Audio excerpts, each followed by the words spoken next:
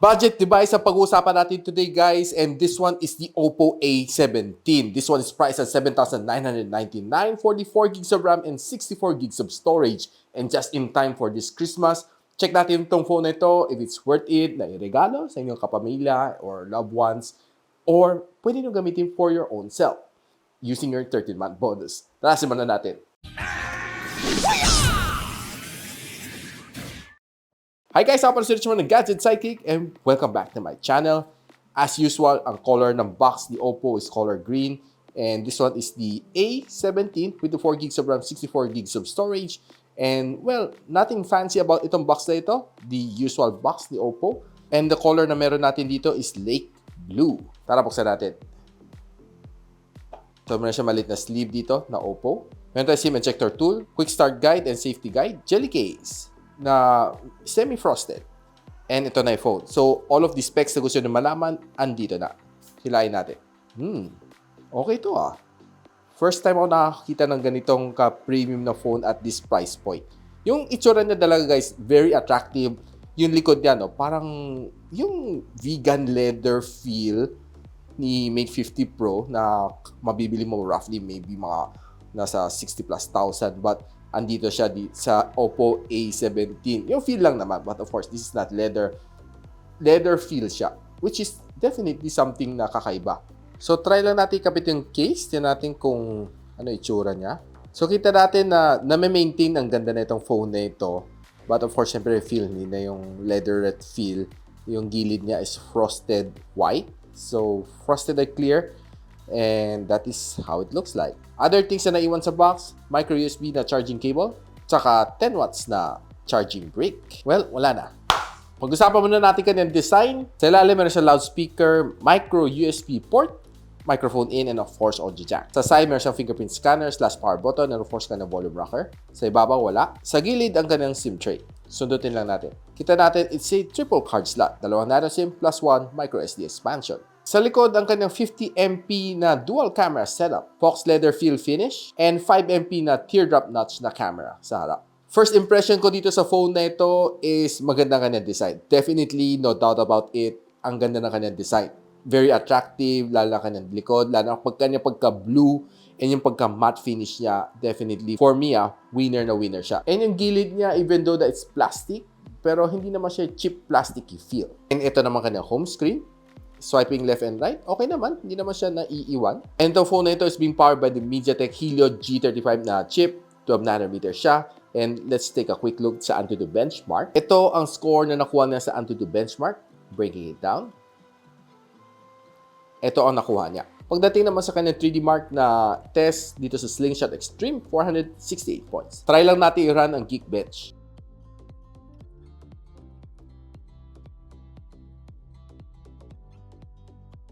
So, habang busy pa si A70 mag-benchmarking, share ko lang to sa inyo guys. Itong Edifer na W220T, this is a true wireless earbuds na headphones na kaya magtagal ng 24 hours. Now, one of the things na medyo hindi ko nagustuhan dito sa A17 is sa kanyang loudspeaker. Medyo mahina siya dahil single firing loudspeaker lang meron niya. Tinry ko naman siya sa Spotify, sa YouTube Music, and of course, watching videos and playing games. Medyo hindi ako satisfied sa kanyang sound dahil medyo mahina.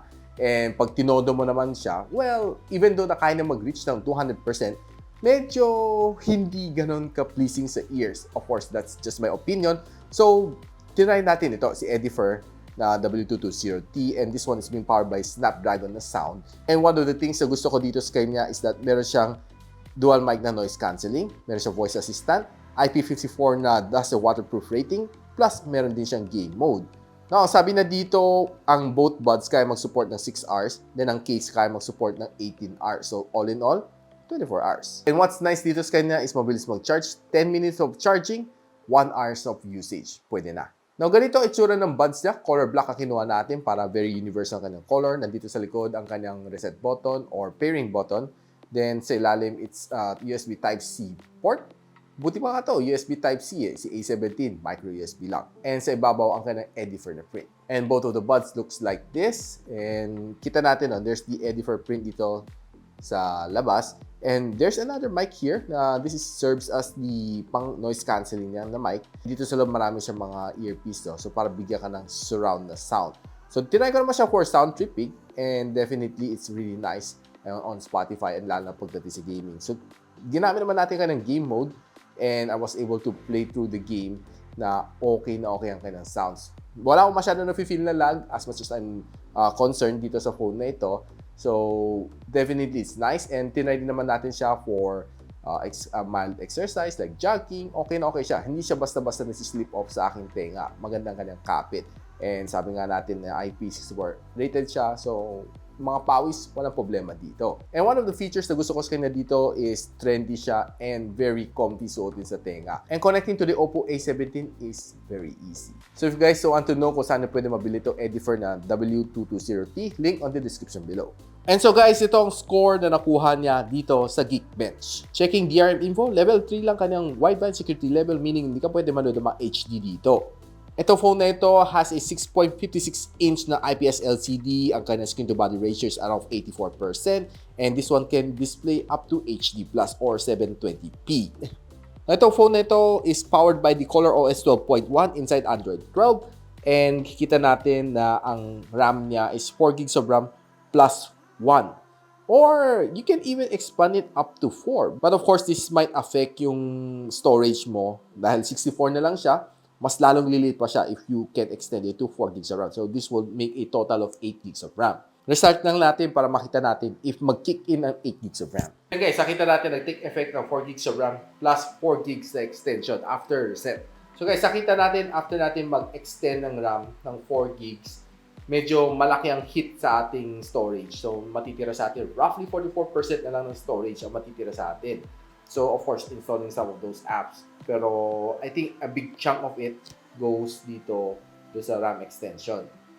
So right now, i-off uli natin, i-select natin ng 1, tingnan natin kung ilang percent maiwan sa ating storage. So guys, after natin i-off uli ang 4 gigs extension, this one, 51 na lang. So roughly 5% lang palang kinain niya for RAM extension. So not that big din pala.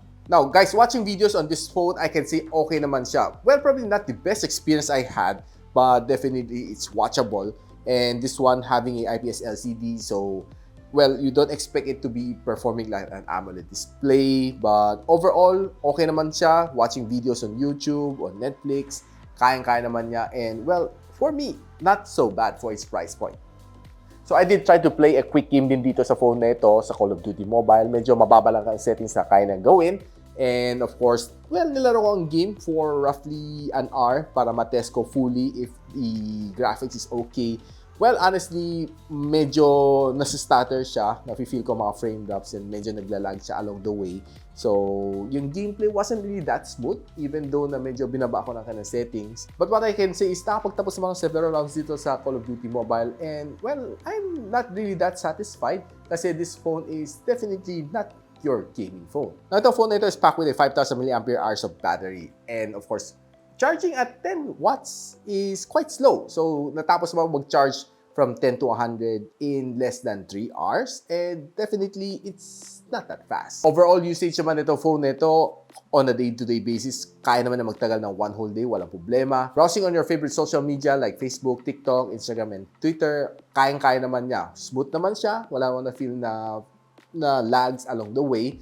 And for me, this one is okay for people who are looking for a budget phone na can perform sa, well, basic usage. Now, probably pinaka-intrigue ako dito is kanyang camera. 50MP ang meron niya dito sa rear camera. And of course, meron siyang depth sensor na 2MP. Kaya na mag-record up to 1080p and 30fps. And ang front camera niya is a 5MP shooter. Now, taking this phone outdoor, I can say okay naman ang kanyang mga shots. There are some shots na okay. There are some shots na hindi super duper okay.